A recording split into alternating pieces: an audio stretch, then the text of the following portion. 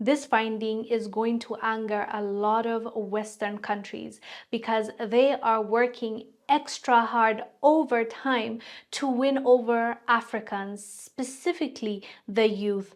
But it seems like they are not succeeding because, according to a survey that was done, more than 80% of respondents in Africa saw China's influence as a positive. And this survey, according to Bloomberg, covered 5,600 people 18 to 24 years of age and in 16 African nations.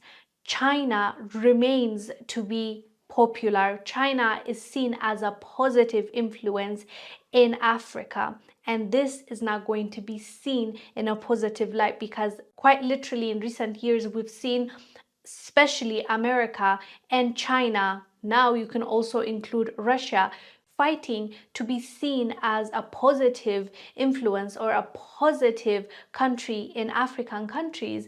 And America is declining, and a lot of Africans no longer see America as this dream country, as this country that democracy is exercised. Social media also contributed, and the world is seeing the truth. So America is losing a lot of power in that. And according to Bloomberg, China remains the major foreign power with the biggest positive influence on Africa's youth, and 82% of young Africans consider China's influence on the continent as a positive. So obviously, this is not going to go well with them. But at the end of the day, it's important to see why people are viewing China in this way, in a positive light, and seeing, let's say, America in a negative light, or France in a negative light. There's a reason behind it. People are not just coming up with dislike for no reason. And also, at the end of the day, even with China,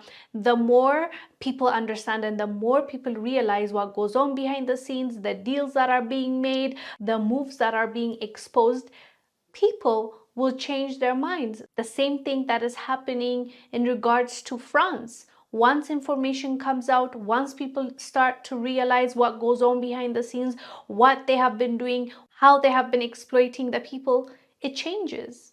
Everything changes. So I don't think even China should be comfortable. But at the end of the day, even the survey is not going to show the whole truth. This survey was made by using 5,000 people. That's not enough people to ask questions to understand where China stands. You need to do more than that. You need to do more than 10 African countries.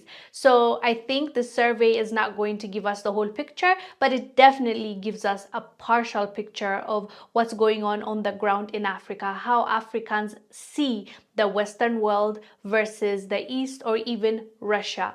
It's shifting definitely, and you can tell by having a conversation with the people. I am Wongel Zelalem.